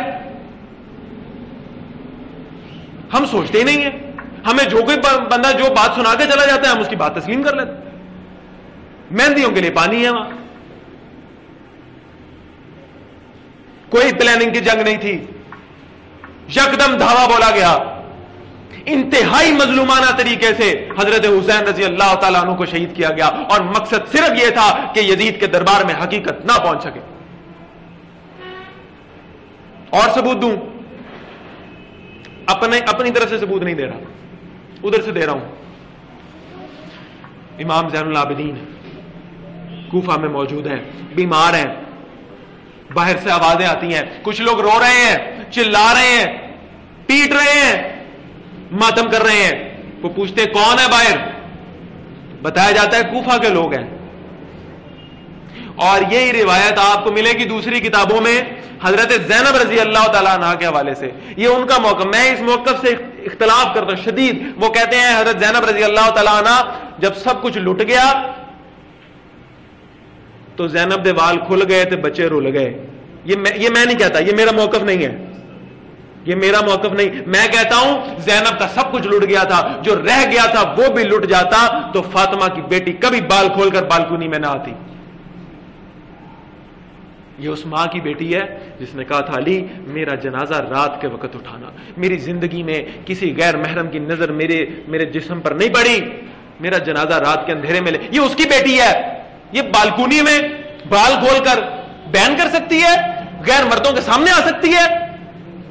یہ میرا موقف نہیں ہے. لیکن زین العابدین نے کہا یہ کون ہے جو رو رہے ہیں، پیٹ رہے ہیں، ماتم کر رہے ہیں؟ کون ہے؟ بتایا گیا یہ کوفہ کے لوگ ہیں. بڑا پیارا جملہ زین العابدین نے بولا، اور مجھے اور آپ کو شاید اللہ نے سمجھانے کے لیے ان کی زبان سے نکلوایا کہ مجھے اور آپ کو پتہ لگ جائے کربلا کا ذمہ دار کون ہے. زین العابدین نے کہا اگر کوفہ کے لوگ میرے بابا کی شہادت کا ماتم کر رہے ہیں تو مجھے بتاؤ پھر میرے باپ کو شہید کیا کس نے ہے؟ ان کو مکہ سے یہاں بلانے والے بھی یہ، دھوکہ دینے والے بھی یہ، شہید کرنے والے بھی یہ، اور روتے بھی، ماتم بھی یہی کرتے ہیں. یہ ہے واقعہ کربلا کی اصل حقیقت. اس سے زیادہ تفصیلات کا وقت نہیں ہے میرے پاس، لیکن عرض میں یہ کرنا چاہتا ہوں یہ جتنا غلب، یہ جتنا جھوٹ جس کی آمیزش کی گئی ہے نا ان واقعات کے اندر، ان کا مقصد ہے حضرات صحابہ کرام رضوان اللہ علیہم اجمعین کی شخصیات پر، ان کی ہستیوں پر تبرہ کرنا، لعنت بھیجنا. اللہ کے نبی صلی اللہ علیہ وسلم نے مجھے رات کو ایک نصیحت کی ہے، میں نے وہ حدیث شروع میں پڑھی ہے، ترمذی میں یہ حدیث ہے، صحیح حدیث ہے، اس کی ساری اسناد قوی ہیں اور اس کے اندر فعل امر استعمال ہوا ہے، پورے وثوق سے کہہ رہا ہوں۔ اللہ کے نبی صلی اللہ علیہ وسلم نے فرمایا، ویسے تو ہر برائی کے بارے میں کہا تھا نا، من رأى منکم منکرا فلیغیرہ بیدہ، جو برائی دیکھو ہاتھ سے روکو، وَإِن لَّمْ يَسْتَطِعْ فَبِلِسَانِهِ، اگر نہیں استطاعت رکھتے زبان سے کہو یہ برائی ہے، فَإِن لَّمْ يَسْتَطِعْ فَبِقَلْبِهِ، اور اگر اس کی بھی استطاعت نہیں رکھتے تو دل میں برا سمجھو۔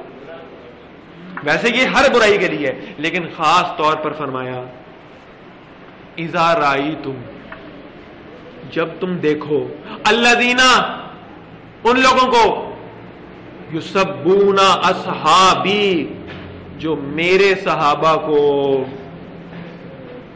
گالیاں نکالتے ہیں، برا بھلا کہتے ہیں، کافر اور مرتد قرار دیتے ہیں، ان پر تبرہ کرتے ہیں، تو تم کیا کرو؟ فقولو، آگے مجھے ترجمہ کرنے کی ضرورت نہیں پڑے گی، آپ انشاءاللہ اتنی عربی سارے جانتے ہیں۔ فقولو لعنت اللہ علی شرکم، تمہارے شر پر، تمہاری اس برائی پر، تمہاری اس بے غیرتی پر اللہ کی لعنت۔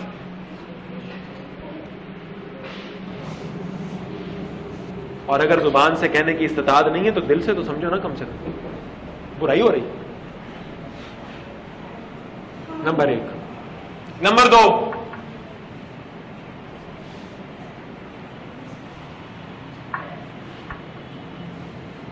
عثمان غنی رضی اللہ تعالیٰ عنہ کا دور ہے، ایک شخص مر گیا، حضرت علی رضی اللہ تعالیٰ عنہ کے دور، ایک شخص مر گیا، وفات پا، حضرت علی رضی اللہ تعالیٰ عنہ امیر المومنین ہے، کہا گیا آپ امیر المومنین ہیں، اس کا جنازہ پڑھائیں۔ حضرت علی رضی اللہ تعالیٰ عنہ نے کہا میں اس کا جنازہ نہیں پڑھاؤں گا۔ کیوں نہیں پڑھائیں گے؟ حضرت علی رضی اللہ تعالیٰ عنہ کہتے ہیں اس لیے نہیں پڑھاؤں گا کہ جب یہ زندہ تھا تو عثمان غنی کو گالیاں نکالا کرتا تھا، اس کا جنازہ نہیں پڑھاؤں، کوڑے مروائیں۔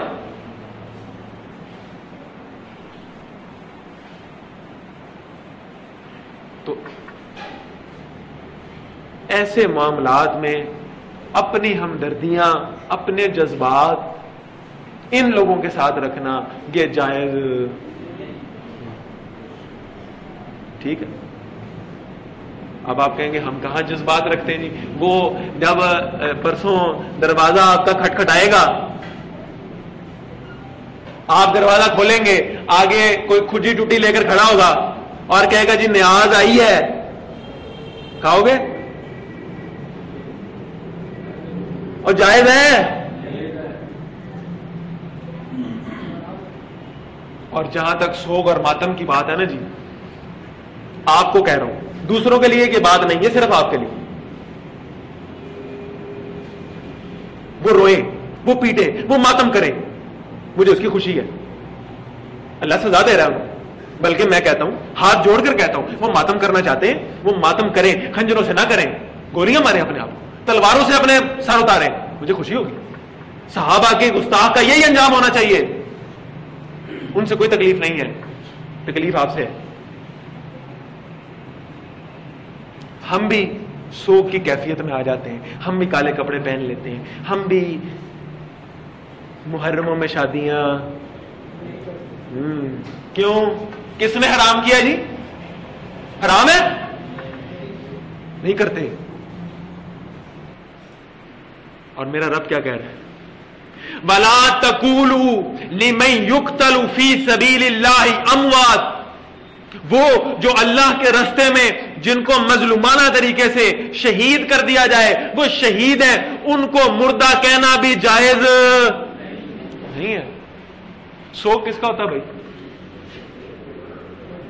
مردوں کا ہوتا ہے۔ میرا رب کہہ رہا ہے بل احیاء، وہ زندہ ہیں، زندوں کا سوگ کیوں جی؟ کبھی کسی زندہ کا سوگ منایا؟ زندوں کا سوگ، مردوں کا سوگ بھی 3 دن ہوتا ہے، مردوں کا سوگ بھی 3 دن ہوتا ہے۔ 1500 سال کے بعد ہم کون سا سوگ مناتے ہیں؟ بل احیاء، وَلَٰكِن لَا تَشْعُرُونَ، وہ زندہ ہیں، وہ اصل زندگی پا گئے ہیں، ان کے مقام اور مرتبے کو تم پہچان ہی نہیں سکتے. تم گھبرا کے کبھی کہتے ہو جنت، کبھی کہتے ہو علیین، کبھی کچھ اور کبھی کچھ. ان کا مقام اور مرتبہ کیا ہے تم کبھی نہیں پہنچ سکتے وہاں تک. اللہ نے ان کو کیا مقام دیا ہوا ہے. تو ان کو مردہ کہنا بھی جائز نہیں ہے. سوگ منانا تو بڑی بات کی بات، سبیلے لگانا تو بڑی بات کی بات، ان کو مردہ بھی نہیں کہنا. وہ شہید ہیں، اللہ نے ان کو شہادت کا رتبہ دیا ہے، یہ اعزاز ہے. وہ اقبال نے بڑے اشعار کہے تھے، مجھے یاد نہیں ہے لیکن ایک شعر یاد ہے، بڑا خوبصورت شعر ہے. وہ کہتا ہے روئیں وہ جو منکر ہیں شہادت حسین کے، ہم زندہ و جاوید کا ماتم نہیں کرتے. ہم زندہ سمجھتے ہیں، وہ شہید ہیں، ہمیں ان کی شہادت، ان کی مظلومانہ شہادت پر ہمیں دکھ ہے، لیکن ہم ان کو مردہ بھی نہیں کہہ سکتے. ان کے لیے اعزاز ہے. تو لہذا یہ جو سوگ کی کیفیت اور یہ جو اس ملک کے 2% لوگ 98% کو یہ جو جرگمال بنا کے رکھتے ہیں نا 10 دنوں کے لیے، تو خدا را اپنی ہمدردیاں نہ رکھیں، اپنی ہمدردی. اگر حضرت حسین رضی اللہ تعالیٰ عنہ سے محبت کا 1% بھی جذبہ ہے نا، تو اس کا اظہار ایسے کرنا ہے کہ ویسے اپنے آپ کو بنا لینا ہے جیسے حضرت حسین رضی اللہ تعالیٰ. اور میں بڑے دکھ سے بات کر رہا ہوں، وہ جتنے لوگ دعوے کرتے ہیں جی ہم حسینی ہم حسینی ہیں، اور ہم کیا ہیں، ہم مومن ہیں. حضرت حسین رضی اللہ تعالیٰ عنہ مومن تھے یا مومن تھے؟ اتنی سی تو ان کی سیرت پہ چلنے کی ہم ہمت کر نہیں سکتے. حسینی کا لیبل اپنے ماتھے پہ لگانا بڑا آسان، بڑا آسان. حضرت حسین رضی اللہ تعالیٰ عنہ کی سیرت اور کردار پر چلنا بڑا مشکل ہے. یہ ذرا اوکھا رستہ ہے، اس پر چلنا ہے. حضرت حسین رضی اللہ تعالیٰ عنہ کی سیرت کو پڑھنا ہے.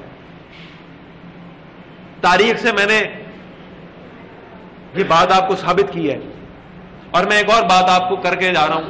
پہلے بھی جو صاحب آتے رہے ہیں ماشاءاللہ، ان سے تو میں یہ بہت دفعہ پہلے بات، اب آخری بات آپ کو کر کے جا رہا ہوں.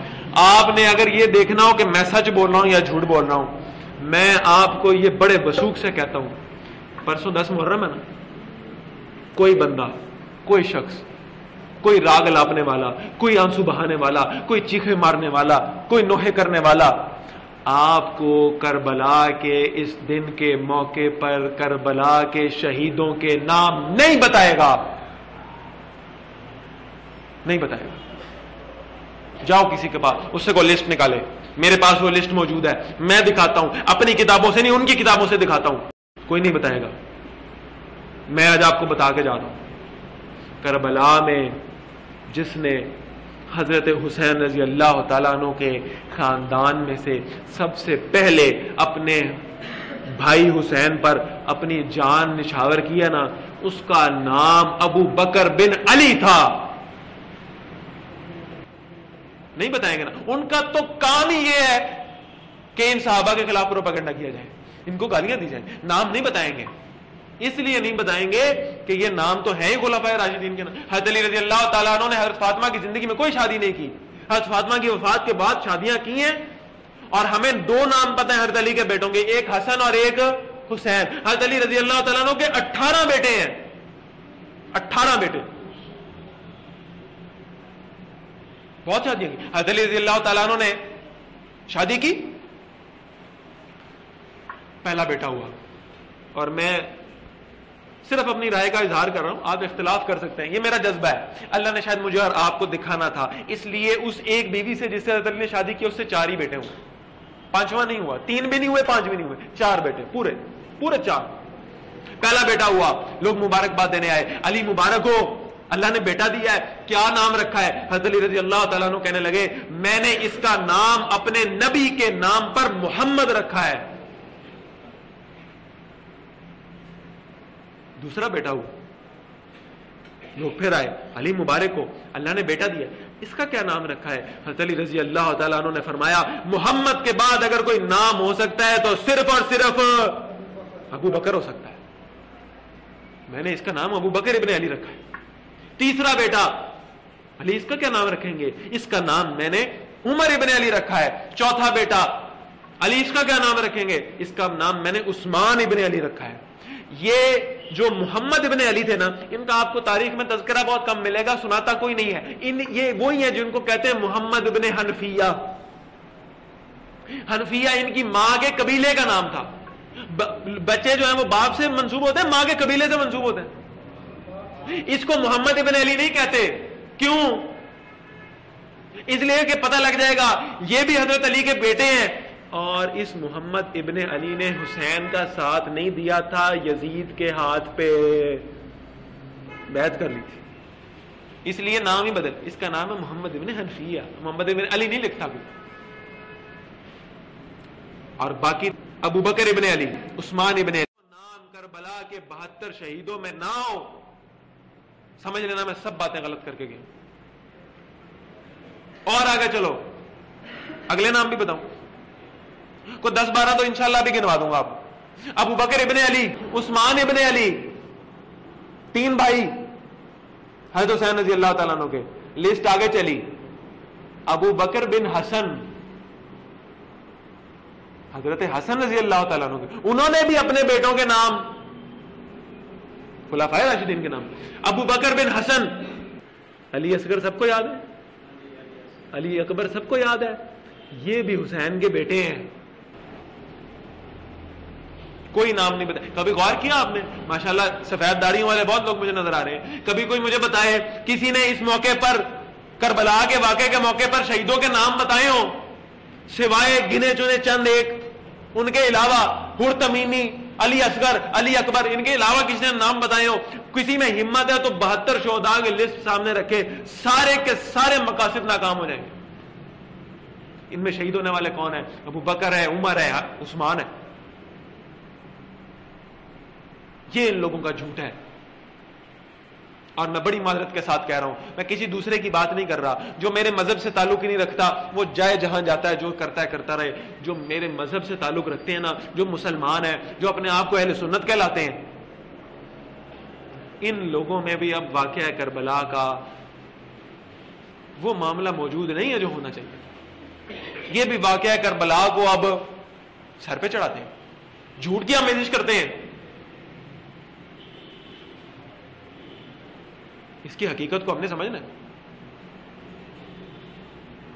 آخر میں آپ کو بڑے پریشان ہو گئے آپ تاریخ سن سن کے. میں تو تاریخ سن کے گھبرا جاتا ہوں, طالب علم. ایک صاحب کی میں مثال دیتا ہوں, یہ بالکل سچا واقعہ ہے. وہ انہوں نے کہا جی حضرت حسین رضی اللہ تعالیٰ عنہ کی ایک بیٹی تھی, ان کا نام یہ تھا. انہوں نے وہ پورا واقعہ سنایا انہوں نے, اور میں موجود تھا وہاں. یہ انہوں نے خط لکھا اپنے بابا کو, حضرت حسین رضی اللہ تعالیٰ عنہ کو. وہ مکہ میں ان کو چھوڑ گئے تھے. انہوں نے خط لکھا, مجھے علی اصغر کی بڑی یاد آ رہی. حضرت حسین رضی اللہ, پورا انہوں نے یعنی 1 گھنٹے کی تقریر صرف اسی واقعے پہ کی.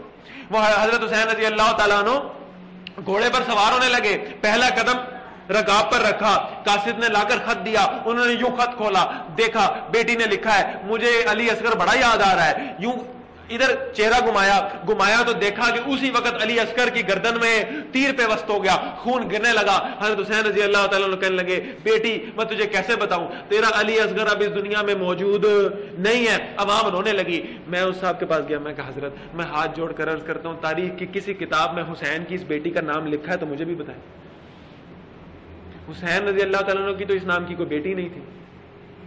سارا واقعہ گھڑا کے جھوٹ کی بنیاد. اتنا جھوٹ اس واقعے میں بولا گیا صرف عوام کی آنکھوں میں آنسو لانے کے لیے. اتنا جھوٹ. تو میں ہاتھ جوڑ کر التجا کرتا ہوں, واقعات کو ان کی حقیقت کے اعتبار سے سمجھیں، ان کو وہ مقام دیں۔ میرا رب جب عیسائیوں اور یہودیوں کی بات کرتا ہے نا تو کہتا ہے یہ اپنے دین میں غلف کیا کرتے تھے، جس چیز کا کوئی مقام نہیں تھا اس کو اس کے مقام سے بڑھا دیا کرتے تھے، نبیوں کو اللہ کا بیٹا بنا لیا کرتے تھے۔ نہ کسی کی ذات میں غلف کریں اور نہ کسی کے واقعات میں غلف کریں۔ اللہ تعالیٰ مجھے اور آپ کو صحیح دین پر چلنے کی، اس پر عمل کرنے کی توفیق عطا فرمائے۔ میں نے وقت بہت زیادہ لے لیا ہے، دعا کریں گے انشاءاللہ، اس کے بعد کچھ تواضع ہے آپ کی، اور نماز انشاءاللہ عشاء کی اوپر انتظام ہے، جو ساتھی یہاں پڑھنا چاہیں انشاءاللہ یہاں باجماعت نماز ہوگی۔ الحمدللہ رب العالمین والعاقبۃ للمتقین والصلاۃ والسلام علی سید الانبیاء والمرسلین رب اعنا علی ذکرک وشکرک وحسن عبادتک اللهم لا مانع لما اعطیت ولا معطی لما منعت ولا راد لما قضیت ولا ينفع ذا الجد منک الجد رب اعنا علی ذکرک وشکرک وحسن عبادتک اللهم انا نسألک ایمانا کاملا ویقینا صادقا وقلبا خاشعا ولسانا ذاکرا وتوبة نصوحا وتوبة قبل الموت وراحة عند الموت والعفو عند الحساب ونسألك الجنة ونعيمها ونعوذ بك من النار اللهم إنا نعوذ بك من النار اللهم إنا نعوذ بك من النار اللهم انصر الإسلام والمسلمين اللهم أعز الإسلام والمسلمين وأذل الشرك والمشركين ودمر أعداء الدين اللهم دمر أعداء الدين اللهم دمر أعداء الدين اللهم انصر من نصر دین محمد صلی اللہ علیہ وسلم وجعلنا منهم مخذل من خذل دین محمد صلی اللہ علیہ وسلم ولا تجعلنا معهم اذهب الباس رب الناس واشف انت شافی لا شفاء الا شفاؤک شفاء لا یغادر سقما اللهم اغفر لحينا وميتنا وشاهدنا وغائبنا وصغيرنا وكبيرنا وذكرنا وانثانا اللهم من احييته منا فاحيه على الاسلام ومن توفيته منا فتوفه على الإيمان ربنا ظلمنا أنفسنا وإن لم تغفر لنا وترحمنا لنكونن من الخاسرين وصلى الله تعالى على رسول خير خلقه محمد وعلى آله وصحبه أجمعين برحمتك يا أرحم الراحمين۔ محرم کے روزے کے حوالے سے بس بتا دیتے جی بس ایک آدھا منٹ، اور یہ محترم بھائی ہیں، انہوں نے سوال یہ پوچھا تھا کہ 9 اور 10 محرم کے روزے کے حوالے سے کچھ بتا دیں۔